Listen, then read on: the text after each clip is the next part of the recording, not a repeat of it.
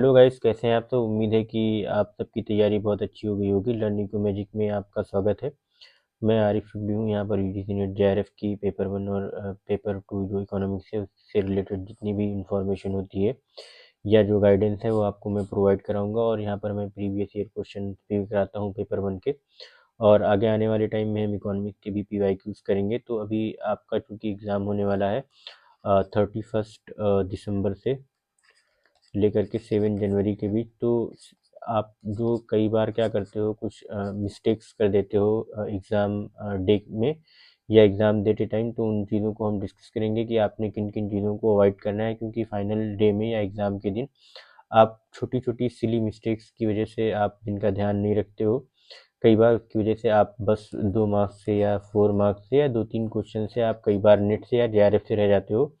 तो आपको बाद में बहुत हॉन्ट करता है। तो सीधे सीधे ज़्यादा टाइम वेस्ट ना करते हुए मैं आपसे वो पॉइंट डिस्कस करूँगा जो आपको फेलियर की तरफ ले जाते हैं या आपको नेट जेआरएफ सक्सेस जो है उसको अचीव करने में हेल्प नहीं करते हैं, एक तरह से एक रुकावट बनते हैं। तो सबसे पहले आपको एक चीज़ ध्यान रखना है कि जो एग्ज़ाम डे एंग्जाइटी होती है या आप बहुत ज़्यादा पैनिक कर जाते हैं, आपको ये नहीं करना है। आपकी तैयारी बहुत अच्छी हो चुकी है। इतने ही रिसोर्सेज में जितना जो कुछ भी आप पढ़ चुके हैं वो सारा मोर देन इनफ है। और हम लोगों ने भी जब नेट जेआरएफ क्लियर किया था, जब मैंने जेआरएफ क्लियर किया था अपना, तो कोई 100% सिलेबस मैंने क्लियर नहीं किया था। अराउंड जितना भी अराउंड 70% के आसपास ही मैंने अपना सिलेबस कवर किया था। बट मैंने बस कभी भी एंग्जाइटी का शिकार नहीं हुआ था और पैनिक नहीं हुआ था। तो उससे मुझे पेपर को आसानी से हल करने में मदद मिली थी, हेल्प मिली थी।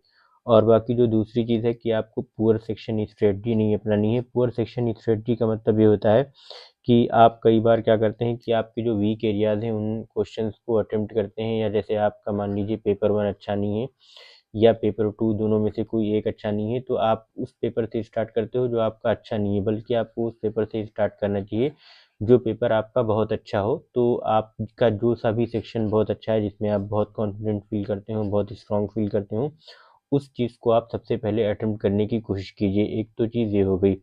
और दूसरी चीज़ ये हो गई कि आप जब भी अपने एग्ज़ाम हॉल में जाएँ तो कई बार आप ना क्वेश्चंस को केयरफुली रीड नहीं करते हो और बहुत ही सिली छोटी-छोटी मिस्टेक की वजह से आप अपने क्वेश्चंस को गलत कर देते हो। फॉर एग्ज़ाम्पल जैसे अगर हम बात करें, आप नॉट को ध्यान नहीं देते हो, ठीक है? और करेक्ट और इनकरेक्ट को ध्यान नहीं देते हो, करेक्ट को इनकरेक्ट पढ़ जाते हो और कई बार इनकरेक्ट को करेक्ट पढ़ जाते हो। तो इन सब ट्रू फॉल्स में कई बार आप गलती कर देते हो। तो ये बहुत ध्यान से, अच्छे से, कायदे से देख के सही से क्वेश्चंस पढ़ेंगे तो अच्छा रहेगा। तो क्वेश्चंस को बहुत ही केयरफुली रीड करना रहेगा आपको एग्ज़ाम डे के दौरान। और कोई भी ज़रा सा भी एंग्जाइटी नहीं होने देना है, पैनिक नहीं होना है। जितनी भी तैयारी आपने की है वो मोर देन इनफ है। और इसी तैयारी में सब लोग नेट जेआरएफ निकालते हैं, मैंने भी निकाला था। बस इन्हीं जो मिस्टेक्स की वजह से आपका नेट या जेआरएफ रह जाता है। फिर कई बार आप अंडर अटेम्प्टिंग कर देते हो विद लो एक्यूरेसी।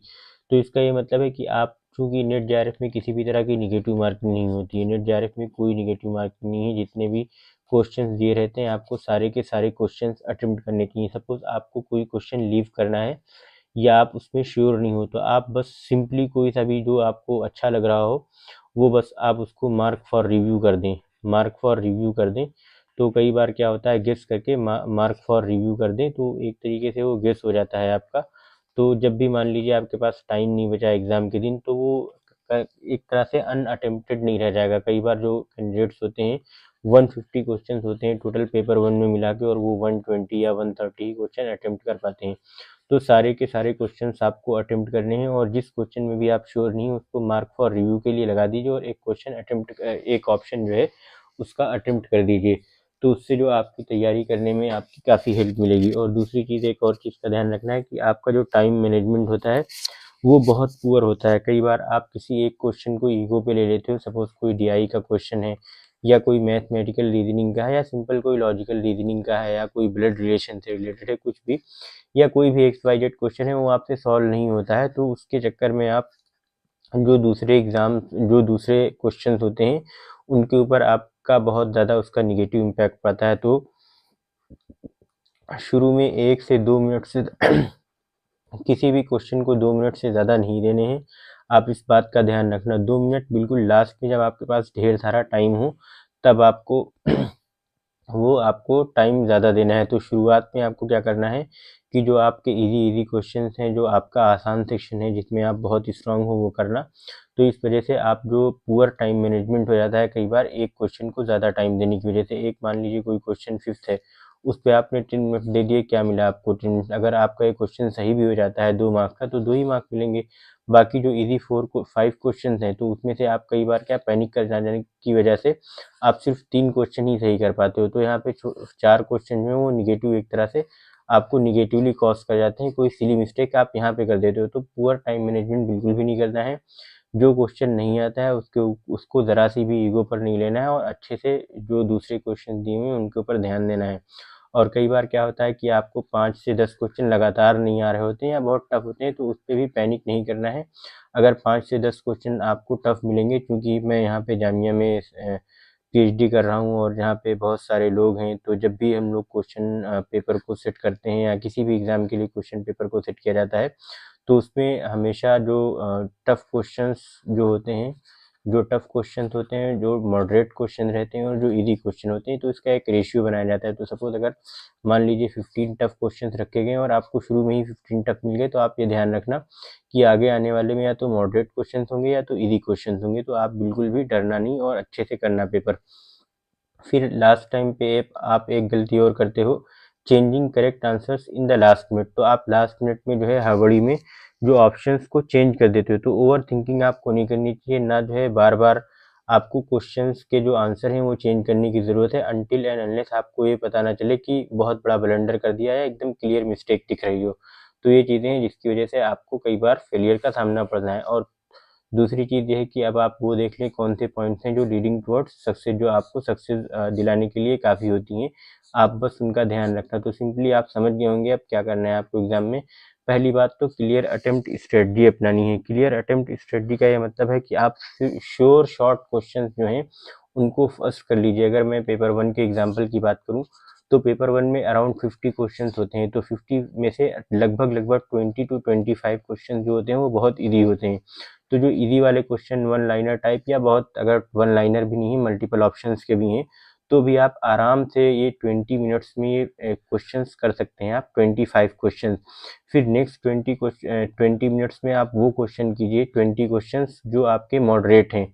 तो आप इस तरीके से फर्स्ट 20 मिनट्स में जो इजी 25 क्वेश्चन कीजिए, सेकेंड 20 मिनट्स में मॉडरेट जो आपके क्वेश्चंस रहते हैं 20, वो क्वेश्चन कीजिए, या 15 क्वेश्चन भी मान लीजिए अगर मॉडरेट रहते हैं। फिर नेक्स्ट जो 20 मिनट्स होंगे आपके, तो यहाँ पे अराउंड आप आराम से 15 क्वेश्चंस कर सकते हैं। तो इस तरीके से आप अगर टाइम मैनेज करेंगे अपना अच्छे से, तो ईजिली आप कर पाएंगे और आसानी होगी आपको सारे क्वेश्चंस को सॉल्व करने में। ठीक, तो आप एक तरह से अच्छे से क्लियर अटेम्प्ट स्ट्रेटजी अपनाना। सबसे पहले इजी क्वेश्चन करना, क्योंकि जितनी जल्दी जल्दी इजी क्वेश्चन आप करते जाओगे, टफ क्वेश्चन के लिए उतना ज़्यादा टाइम मिलेगा। और अगर टफ क्वेश्चन पे आपने बहुत ज़्यादा ध्यान दे दिया शुरू में, सपोज 15 टफ क्वेश्चन थे आप डीआई के और मैथमेटिकल रीजनिंग के, आप वही सॉल्व करने बैठ गए। अगर डीआई आपके पेपर में पहले खुल गया है, तो आप उसको स्किप करके बाद में आगे जाके सॉल्व करना। लेकिन आपने मान लीजिए डीआई पे ही 25 मिनट दे दिए, तो अब आपके पास पेपर 1 करने के लिए सिर्फ कितने मिनट बचेंगे? 1 घंटे में से 25 मिनट तो ऐसे ही चले गए, 35 मिनट बचेंगे। तो आप इस सिचुएशन में पैनिक कर जाओगे। तो इस वजह से आप हमेशा एक क्लियर अटेम्प्ट स्ट्रेटजी, सबसे पहले आपको इजी क्वेश्चंस करने हैं। फिर उसके बाद वही स्मार्ट टाइम एलोकेशन करना है आपको, कि जो हर एक क्वेश्चन को इक्वल टाइम देना है और बहुत ज़्यादा टाइम किसी के ऊपर खर्च करने की ज़रूरत नहीं है। लेकिन आप जब सबसे पहले इजी क्वेश्चन कर लोगे, तो आपके पास एक्स्ट्रा टाइम बच जाएगा वो जो टफ क्वेश्चन हैं उनको करने के लिए। और बाकी काम रहिए, कंपोज रहिए, बिल्कुल भी एंग्जाइटी लाने की ज़रूरत नहीं है मन में। जितनी भी तैयारी है उतनी तैयारी आपकी मोर देन इनफ है। और बाकी कीवर्ड फोकस रहिए। जैसे कि आप मान लीजिए एक्सपेरिमेंटल रिसर्च से क्वेश्चंस आते हैं, तो उसमें कीवर्ड खोजने की कोशिश कीजिए कि कहाँ पे कंट्रोल ग्रुप है, मैनिपुलेशन है। या सपोज अगर कोई क्वेश्चन आया है फॉर्मेटिव इवैल्यूएशन से, तो आप देखिए कि वहाँ पे रेगुलर टेस्टिंग की बात कहाँ पर चल रही है, क्लासरूम टेस्टिंग की बात कहाँ पर चल रही है, या क्लासरूम में क्वेश्चन आंसर की अगर कोई इस तरीके का की टर्म दिया हुआ है, तो आप जो कीवर्ड्स से क्वेश्चंस को बनाने की कोशिश कीजिएगा। और बाकी जो है मैंने जैसे बताया भी कि आप लास्ट मिनट पे बहुत ज़्यादा आंसर्स को चेंज मत कीजिएगा। क्वेश्चन पढ़ने के बाद आपको जो फर्स्ट जो इंस्टिंक्ट होता है, ज़्यादातर 70 to 90% केसेस में वही ऑप्शन सही होते हैं। तो एक बार जब आप डिसाइड कर लें या फर्स्ट इंस्टिंक्ट में जो आपको ऑप्शन लगे उसी को रखिए और चेंज नहीं कीजिए अनटिल एंड अनलेस आपको क्लियरली ना दिखे कि वो ऑप्शन रॉन्ग है या जो आप आंसर दे रहे हैं आप वो गलत है। और दूसरी चीज़, आप changing correct answer in the last minute, तो ये इस चीज़ का ध्यान रखना कि लास्ट मिनट पे जो है आंसर आप अपने चेंज मत करना। तो ये सारी चीज़ें थी जिनका आपको ध्यान रखना है। और अगर कोई भी डाउट हो तो आप कमेंट करके पूछ लेना। और ये हमारा नंबर है 9795466495। अगर नेट JRF के पेपर 1 से रिलेटेड या इकोनॉमिक्स के पेपर से रिलेटेड आपको कोई भी डाउट है या किसी भी तरीके की गाइडेंस चाहिए तो आप इस पर व्हाट्सअप करके पूछ लेना, हम आपकी पूरी हेल्प करेंगे।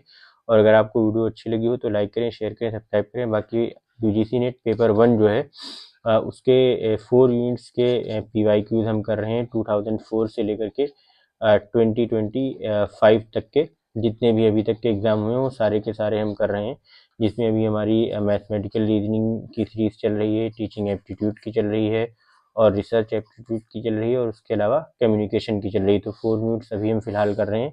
आगे आने वाले टाइम में हम इकोनॉमिक्स के PYQs करेंगे सारे, और जितनी भी अदर यूनिट्स हैं उसके भी अच्छे से करेंगे। तो आप जाके प्लेलिस्ट चेक कर लेना, लाइक करें, शेयर करें, सब्सक्राइब करें। और बेस्ट ऑफ लक आपके एग्ज़ाम के लिए। आपका इस बार ज़रूर क्लियर हो जाएगा। आप बस आराम से सुकून से पेपर देने जाना और निगेटिव चीज़ों से दूर रहना। Thank you so much.